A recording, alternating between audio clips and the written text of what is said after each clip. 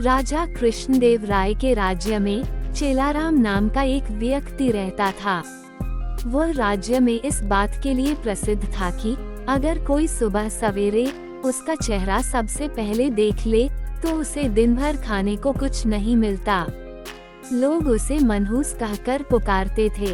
बेचारा चेलाराम इस बात से दुखी तो होता, लेकिन फिर भी अपने काम में लगा रहता। एक दिन ये बात राजा के कानों तक जा पहुंची। राजा इस बात को सुनकर बहुत उत्सुक हुए। वह जानना चाहते थे कि क्या चेलाराम सच में इतना मनहूस है।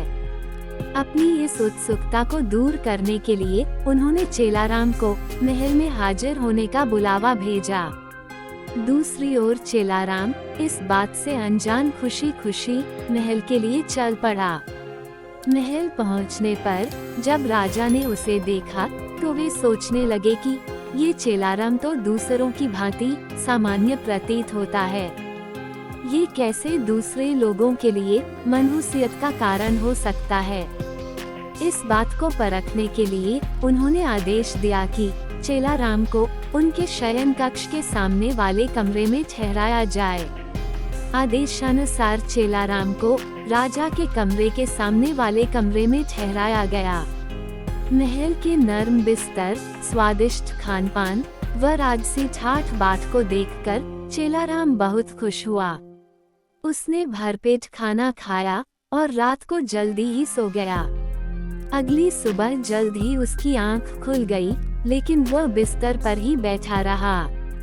इतने में राजा कृष्णदेव राय उसे देखने के लिए कमरे में आए।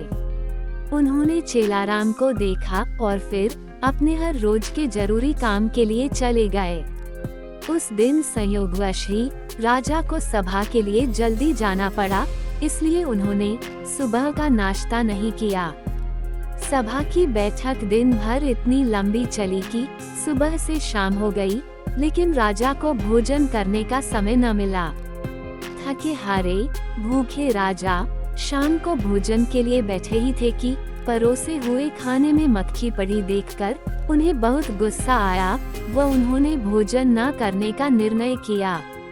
भूख व थकान से राजा का बुरा हाल तो था ही, ऐसे में गुस्से में आकर उन्होंने इस बात का दोषी चेलाराम को ठहराया। उन्होंने स्वीकार कर लिया कि वह एक मनहूस व्यक्ति है तथा जो कोई भी सुबह सुबह उसका चेहरा देख ले तो उसे दिन भर अन्न का एक निवाला भी नसीब नहीं होता। उन्होंने गुस्से में आकर चेलाराम को मृत्युदंड की सजा सुनाई और कहा कि ऐसे व्यक्ति को राज्य में जीने का कोई अधिकार नहीं है। जब ये बात चेलाराम को पता चली तो वह भागा भागा तेनालीराम के पास पहुंचा। उसे मालूम था कि इस सजा से उसे केवल तेनालीराम ही बचा सकते हैं।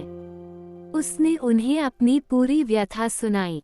तेनालीराम ने उसे आश्वासन दिया और कहा कि वह न डरे और जैसा वो कहते हैं बिल्कुल वैसा करे। अगले दिन फांसी के समय चेलाराम को लाया गया।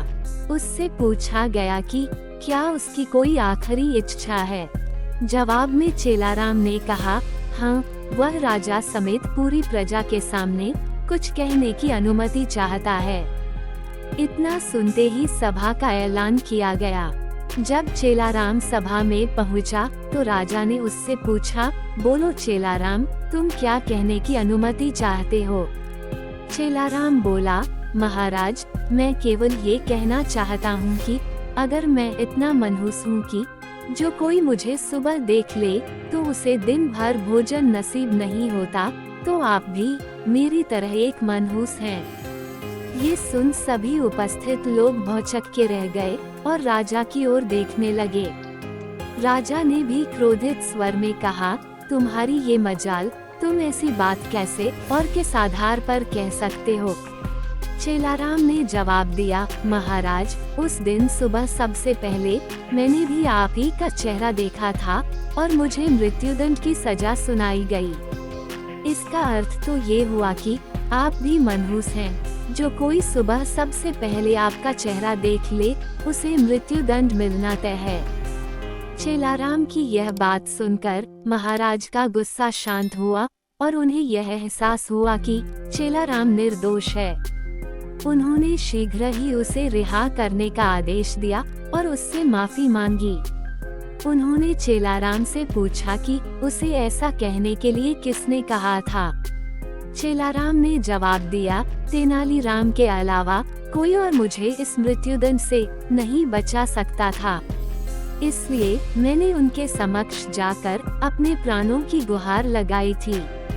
ये सुनकर महाराज अत्यंत प्रसन्न हुए और उन्होंने तेनालीराम की खूब प्रशंसा की। उनकी बुद्धिमानी को देख महाराज ने उन्हें